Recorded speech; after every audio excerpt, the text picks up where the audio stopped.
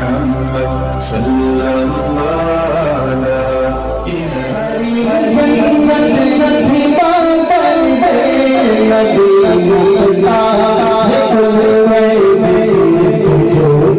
الانبیاء والمرسلین اما بعد فاعوذ باللہ من الشیطان الرجیم بسم اللہ الرحمن الرحیم ذالک الکتاب لا ریب فیہ صدق اللہ مولانا العظیم وبلغنا رسولہ النبی الامین المختار الکریم ونحن علی ذالک لمن الشاہدین والشاکرین ان الحمد للہ رب العالمین بکار خیش حیرانم بغسنی یا رسول اللہ پریشانم پریشانم بغسنی یا رسول اللہ شہاب کس نوازی کن طبیبہ چارہ سازی کن مریض درد عصیانم بغسنی یا رسول اللہ غوث اعظم بمن بے سر و سامہ مدد قبلہ دی مدد کعبہ ایماں مدد۔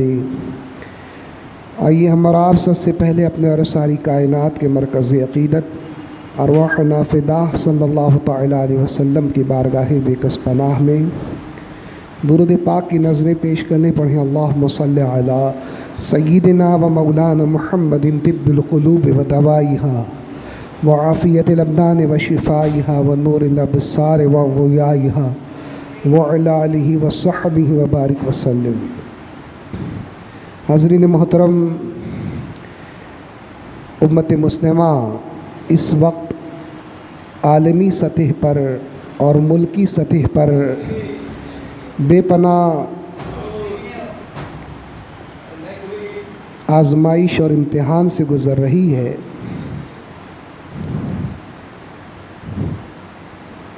اور بین الاقوامی سطح پر جو مسلمانوں کے خلاف ایک بہت بڑا واقعہ ہوا، وہ سویڈن میں قرآن عظیم کو نذر آتش کرنا، آگ میں جلانا ہے۔ اور یاد رہے کہ سویڈن میں یہ واقعہ پہلی دفعہ نہیں ہوا ہے، بلکہ اس سے پہلے بھی سویڈن کے کسی شخص نے قرآن عظیم کو جلایا تھا۔ اور عید الاضحیٰ کے موقع پر جب دنیا کے مسلمان عید منا رہے تھے، اس وقت سویڈن کی کورٹ نے یہ اجازت دی معاذ اللہ سویڈن کے رہنے والے ایک شخص کو کہ وہ قرآن عظیم کو سر عام مجمع کے سامنے جلا دے، معاذ اللہ ثم معاذ اللہ۔ یہ واقعہ بالکل ناقابل برداشت ہے، اس کی جتنی بھی مذمت کی جائے اتنا کم ہے۔ پوری دنیا کے مسلمانوں کو اضطراب میں مبتلا کر دینے والا یہ واقعہ ہے۔ پوری دنیا کے مسلمانوں کے جذبات کو، ان کے محسوسات کو، ان کی مذہبی غیرت کو للکارنے والا یہ واقعہ ہے۔ اور اس کے رد عمل میں پوری دنیا میں مخالفتوں کا سلسلہ بھی جاری ہے۔ اور مسلمانوں، نام نہاد مسلمانوں کی تنظیم OIC نے جب اپنا اجلاس بلایا تو سویڈن حکومت کو مجبوراً جو ہے اس قدم کی مذمت کرنی پڑی۔ لیکن آج ہم کس قدر بے بسی کا شکار ہو چکے ہیں کہ قرآن عظیم جو اللہ رب العزت کی مقدس کتاب ہے، لوگ اس کو جلا رہے ہیں، لیکن ہم ان کے خلاف جیسی جد و جہد کرنی چاہیے، ان کی مخالفت میں جو اقدامات کرنے چاہیے وہ اقدامات کر نہیں پا رہے ہیں۔ یہ ہمارے ایمان کی کمزوری ہے اور ہمارے لیے بہت بڑا سانحہ ہے یہ۔ اور دوسرا مسئلہ جو ملکی سطح پر مسلمانوں کو اضطراب میں مبتلا کیے ہے، وہ یونیفارم سول کوڈ کی تیاری ہے۔ UCC کا شوشہ چھوڑا گیا ہے اور لا کمیشن نے اسے نافذ کیا جائے، اس کو لاگو کیا جائے یا اس کو رد کر دیا جائے، ریجیکٹ کر دیا جائے، اس کے تعلق سے پورے ہندوستان کے لوگوں کی رائے اور مشورہ طلب کیا ہے۔ کہ اسے لاگو کیا جائے یا نہ کیا جائے۔ 8 دن کے بعد یہ سلسلہ ختم ہو جائے گا رائے طلب کرنے کا، مشورہ طلب کرنے کا۔ تو یہ بھی مسلمانوں کے لیے ایک بہت بڑا اذیت ناک قدم ہے کہ مسلمانوں کے جو شرعی اصول و ضوابط نکاح اور طلاق کے سلسلے میں ہیں، UCC نافذ ہونے کے بعد وہ کالعدم قرار دیے جائیں گے۔ عدت کا مسئلہ ہو یا حلالے کا مسئلہ ہو، UCC کا جو ڈرافٹ جھارکھنڈ حکومت نے پیش کیا ہے، رف ڈرافٹ ہے یہ، اس میں صراحتاً لکھا ہے کہ ہم عدت کا تصور ختم کر دیں گے۔ مسلمان عورتیں جو عدت مناتی ہیں وہ عدت نہیں منائیں گی، اور 3 طلاق کے بعد جو حلالہ کرنا ضروری ہے اسی عورت سے نکاح کرنے کے لیے، یہ سلسلہ بھی ہم ختم کر دیں گے۔ اسی طرح سے اسلامی قانون کے مطابق مسلمان عورتوں کو جو پراپرٹی میں حصہ دیا گیا ہے وہ اس طرح سے ہے کہ بیٹے کا حصہ بیٹی کے حصے سے دگنا ہوتا ہے۔ یہ قرآن عظیم سے یہ تقسیم ثابت ہے۔ اللہ تبارک و تعالیٰ نے قرآن عظیم میں اس کا ذکر فرمایا ہے کہ جائیداد میں بیٹوں کو بیٹی کے مقابلے میں دگنا حصہ دیا جائے گا۔ فرض کیجیے اگر بیٹی کو 1 لاکھ روپیہ باپ کے ترکے میں سے ملتا ہے، اس کی پراپرٹی میں سے ملتا ہے، تو بیٹے کو جو ہے 2 لاکھ روپیہ دیا جائے گا۔ اس میں بہت ساری حکمتیں ہیں، ہر پوائنٹ پر مفصل تقریر ہو سکتی ہے، لیکن میں ابھی مفصل تقریر کسی اور موضوع پر کرنا چاہتا ہوں۔ صرف ذکر کرنے کا مقصد یہ ہے کہ 8 دن باقی ہے، اپنی رائے کہ ہم اس کے فیور میں ہیں یا اس کے فیور میں نہیں ہیں۔ تو یہ ساری باتیں جو ہیں مسلمانوں کے خلاف ہیں۔ تو یہ تقسیم جو ہے کہ لڑکے کو دگنا دیا جائے گا، لڑکی کو نصف دیا جائے گا، جو UCC نافذ جب ہو جائے گا تو اس وقت تو دونوں کو مساوی حصہ دینا ہوگا۔ لڑکے کو بھی 1 لاکھ روپیہ اگر لڑکی کو 1 لاکھ ملتا ہے تو لڑکے کو بھی 1 لاکھ دینا پڑے گا۔ یہ یونیفارم سول کوڈ نافذ ہونے کے بعد ہوگا، جو قرآن عظیم کی صریح مخالفت ہے۔ تو مسلمان شریعت کے اندر کسی قسم کی مداخلت، کسی قسم کی ترمیم قطعی برداشت نہیں کر سکتے۔ اس سے پہلے بھی ماضی میں شاہ بانو کیس میں اس طرح کا ایک واقعہ سامنے آیا تھا، تو بہت احتجاج کیا گیا، ایک قانون بنایا گیا تھا اور ایک بل پاس کیا گیا تھا، تو اس کو واپس دینا پڑا۔ پارلیمنٹ کے دونوں اجلاس کی میٹنگ طلب کر کے اس کو حکومت کو واپس لینا پڑا تھا۔ تو پورے ہندوستان میں مسلمانوں نے شاہ بانو کیس میں جو شریعت میں مداخلت کی تھی حکومت نے، اس کے خلاف احتجاج کیا تھا، اور اس کے نتیجے میں حکومت کو اس قانون کو واپس لینا پڑا تھا۔ تو اب ویسے ہی حالات پھر سے ہندوستان کے اندر بن رہے ہیں۔ ہمیں بہت زیادہ الرٹ رہنے کی ضرورت ہے، بہت زیادہ بیدار رہنے کی ضرورت ہے، اور ائمہ کرام اور دانشوران قوم و ملت اس سلسلے میں جو اقدامات کر رہے ہیں ان کا پورا تعاون کرنا ضروری ہے، ورنہ شریعت مطہرہ شریف کو یہ بازیچہ اطفال بنا لیں گے، اور جس کی جو مرضی میں آئے گا وہ شریعت کی اس دفاع کو، اس قانون کو، شریعت کے اس حکم کو منسوخ کرنے کی بات کرے گا۔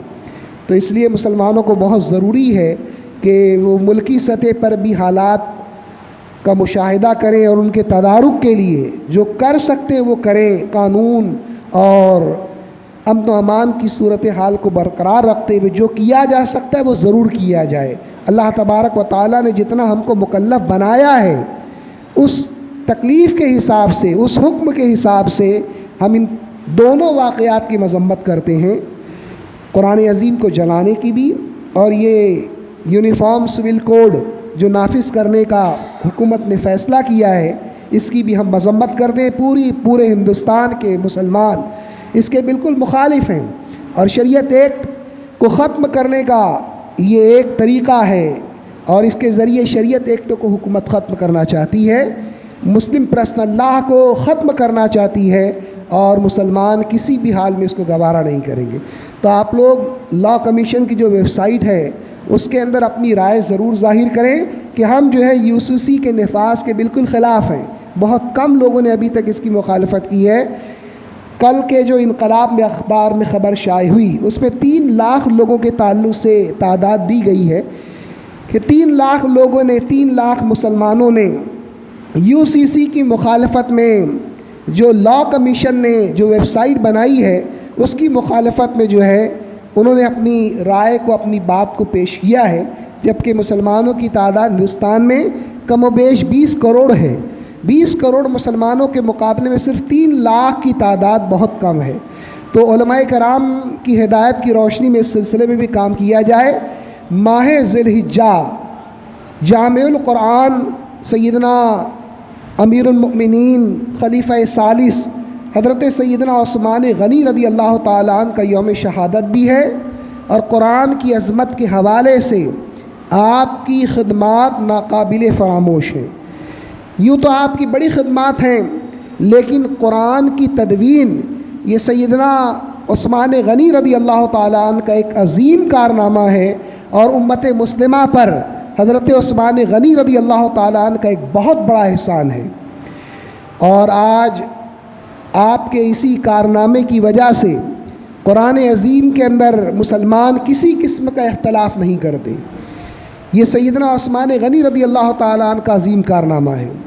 حضرت علامہ محمد احمد مصباحی صاحب نے اس موضوع پر پوری کتاب لکھی ہے تدوین قرآن، اس میں تفصیل بیان فرمائی ہے، اور میں اس کا خلاصہ آپ کے سامنے مختصر طور پر پیش کر رہا ہوں کہ قرآن عظیم کی کتابت جو ہے یہ عہد رسالت میں ہو چکی تھی۔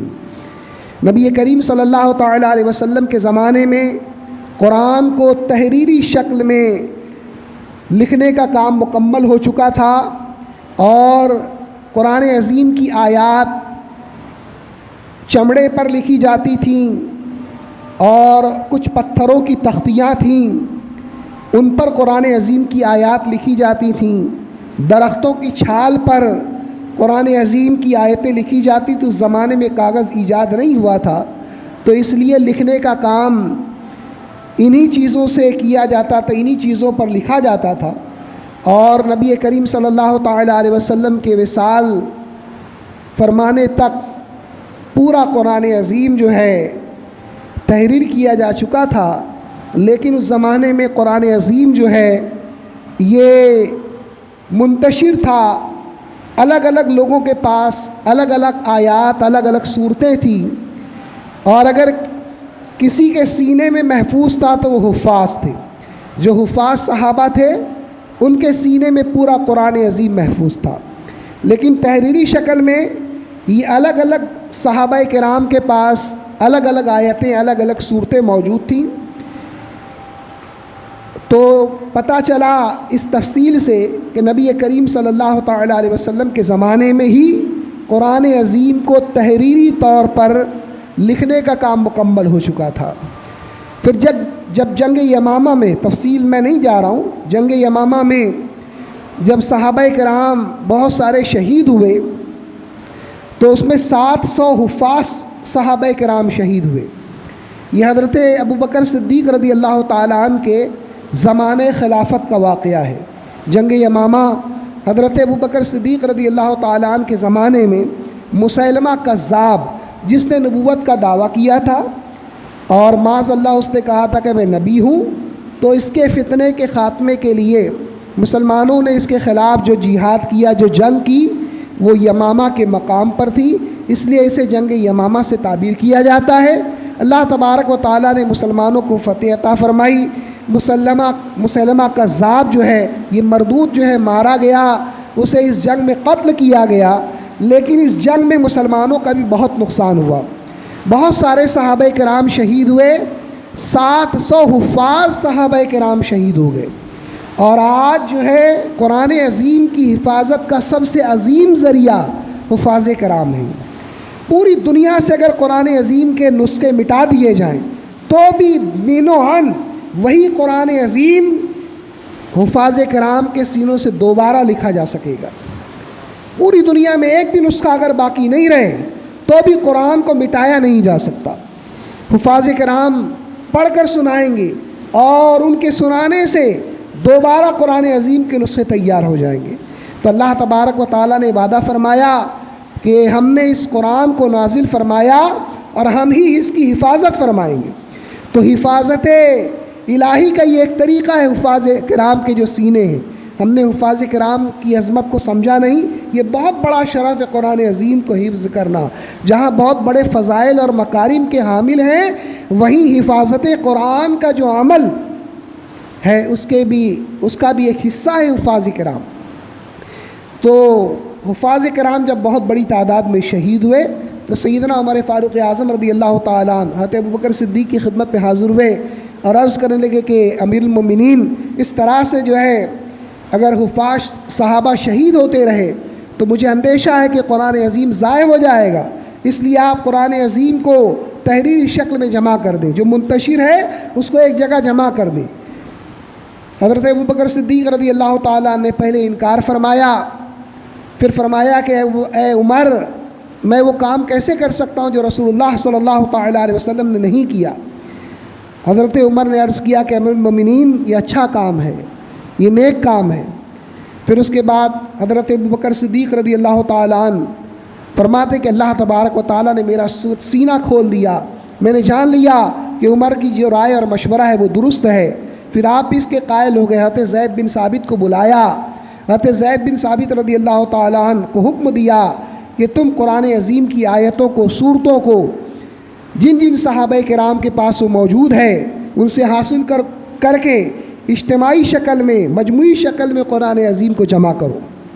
حضرت زید بن ثابت رضی اللہ تعالیٰ عنہ فرماتے ہیں کہ اگر مجھ سے یہ کہا جاتا کہ میں ایک پہاڑ کو اٹھا کر دوسری جگہ رکھ دوں تو میرے لیے یہ کام آسان ہوتا، اس کے مقابلے میں اس کی بنسبت کہ مجھے قرآن عظیم کو جمع کرنے کا عظیم کام دیا گیا، یہ اتنا عظیم کام تھا۔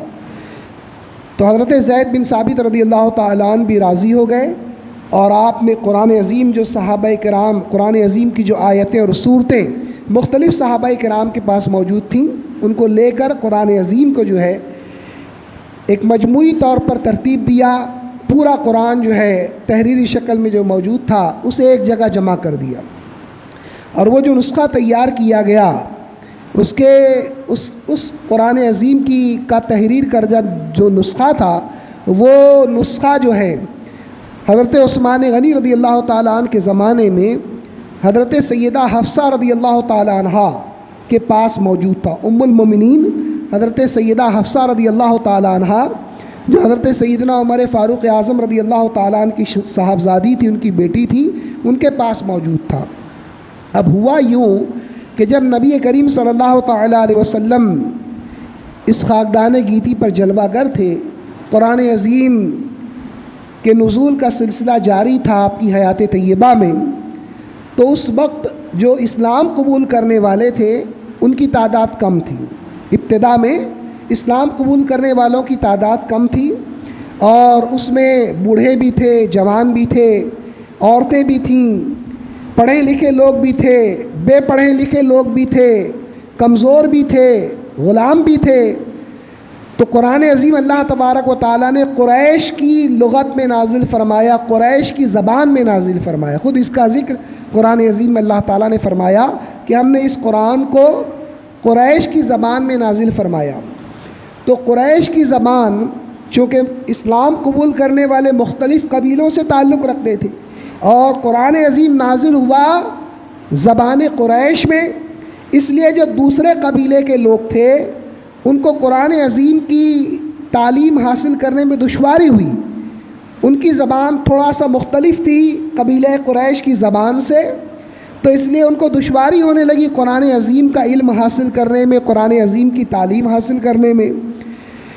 تو نبی کریم صلی اللہ تعالیٰ علیہ وسلم نے جب اس بات کو محسوس کیا تو خود نبی کریم صلی اللہ تعالیٰ علیہ وسلم نے اللہ رب العزت کی بارگاہ میں عرض کیا کہ مولا، قرآن عظیم کی تلاوت میں آسانی فرما، تخفیف فرما، اس کے پڑھنے میں آسانی فرما۔ تو اللہ تبارک و تعالیٰ نے ارشاد فرمایا کہ اسے ایک حرف پر پڑھو، اب علامہ محمد احمد مصباحی صاحب نے بریکٹ میں حرف کی جگہ زبان لکھا کہ اسے ایک زبان پر پڑھو۔ پھر حضور علیہ الصلاۃ والتسلیم نے دوبارہ عرض کی کہ مولا میری امت پر آسانی فرما اور اسے جو ہے قرآن پڑھنے میں تخفیف عطا فرما، آسانی فرما۔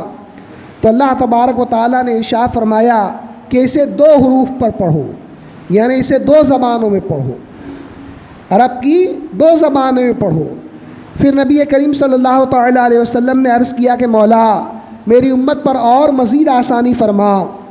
تو اللہ تبارک و تعالیٰ نے ارشاد فرمایا کہ اسے 7 حروف یا 7 زبانوں پر پڑھو، اور اللہ تبارک و تعالیٰ نے آپ کو یہ مژدہ عطا فرمایا کہ اے محبوب تم نے قرآن عظیم کی قرأت میں سہولت کے لیے 3 دفعہ دعا کی ہم سے۔ پہلی دفعہ جب دعا فرمائی تو ہم نے آپ سے فرمایا کہ 1 حرف پر تلاوت کرو۔ دوسری دفعہ جب آپ نے عرض کیا تو ہم نے 2 حرف پر قرآن کی تلاوت کی اجازت دی۔ تیسری دفعہ جب آپ نے تخفیف کا سوال کیا تو ہم نے 7 حرف پر قرآن عظیم کی تلاوت کی اجازت آپ کو عطا فرمائی۔ اس کے عوض میں ہم آپ کو 3 دعائیں ایسی عطا فرماتے ہیں جو ہم ہر حال میں قبول فرمائیں گے۔ امت پر تخفیف کے لیے دعا فرما رہے ہیں کہ قرآن کو پڑھنے میں آسانی ہو جائے، لیکن یہ عمل اللہ تبارک و تعالیٰ کی بارگاہ میں اتنا پسند آیا۔ یوں تو حضور کی ہر دعا مقبول ہے، لیکن کچھ خصوصی دعائیں ہیں جو بالکل خصوصیات کے ساتھ عطا کی گئیں، تو یہ 3 دعائیں خصوصی طور پر عطا کی گئیں۔ حضور علیہ الصلاۃ والتسلیم نے پہلی دفعہ دعا فرمائے کہ اللہ میری امت کی مغفرت فرما دے۔ 3 دعائیں عطا کی گئیں۔ پہلی دفعہ فرمایا کہ اللہ میری امت کی مغفرت فرما دے۔ دوسری دفعہ دعا فرمائی کہ اللہ میری امت کی مغفرت فرما دے۔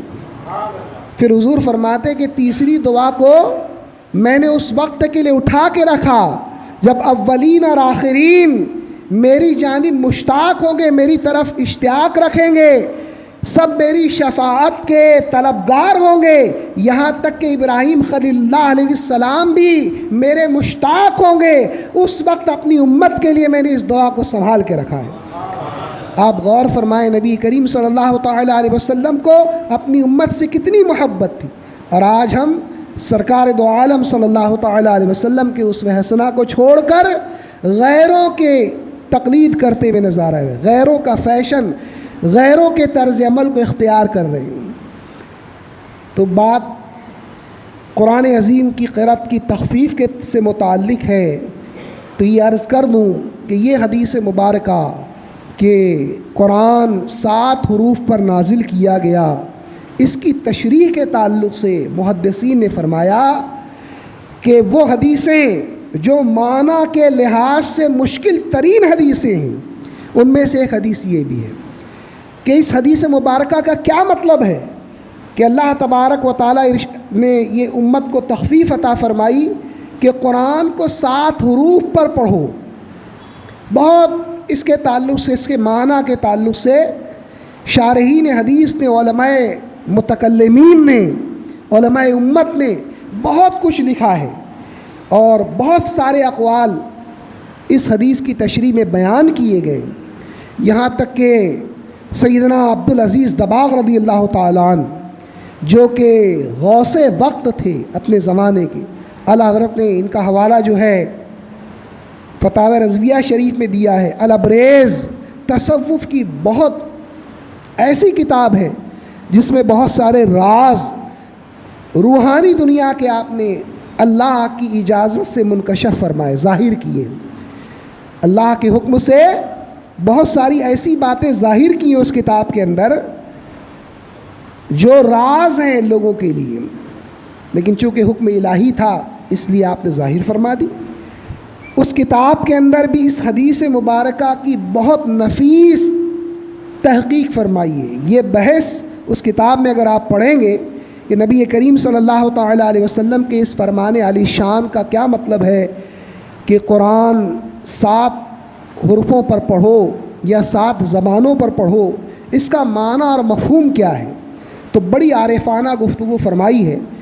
بتانے کا مطلب یہ ہے کہ یہ حدیث بہت مشکل حدیث ہے، اس کا معنی کیا ہے؟ تو ایک معنی یہ بیان کیا گیا کہ اس کو 7 زبانوں پر پڑھو، حرف سے مراد زبان ہے، اور اس کی تائید میں علماء نے دلیلیں دی ہیں کہ قبیلہ بنی حذیل کے جو لوگ تھے وہ لفظ حتیٰ، ہم لوگ بھی اردو میں استعمال کرتے حتیٰ، اسے عطا عین سے پڑھتے تھے، عین سے اسے عطا پڑھتے تھے، اور قریش کی لغت میں یہ ہا سے تھا حتیٰ، تو عین سے پڑھا کرتے تھے عطا۔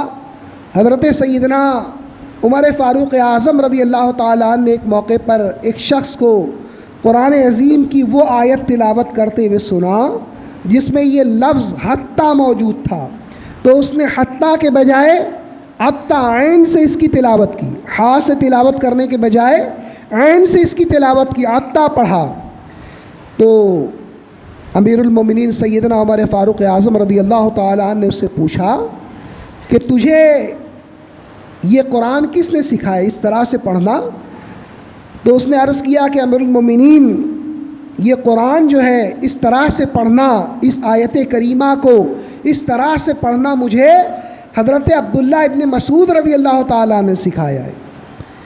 تو آپ نے اسے بخش دیا، ورنہ آپ اسے سزا دیتے، کیونکہ وہ قریش کی جو لغت تھا اس کے خلاف پڑھ رہا تھا، حتیٰ پڑھنا چاہیے تھا، عطا پڑھ رہا تھا۔ تو یہ جو عطا پڑھنے کی رخصت ہے، یہ اسی حدیث جو ابھی میں نے حدیث ذکر کی کہ قرآن کو 7 حروف پر پڑھو، 7 زبانوں پر پڑھو، اسی روایت کی وجہ سے تھا کہ ابتدائی اسلام میں 7 حروف پر قرآن عظیم کو، 7 زبانوں پر قرآن عظیم کو پڑھنے کی اجازت تھی۔ اب علماء کا اس میں اختلاف ہوا کہ یہ اجازت جو ہے کب تک رہی۔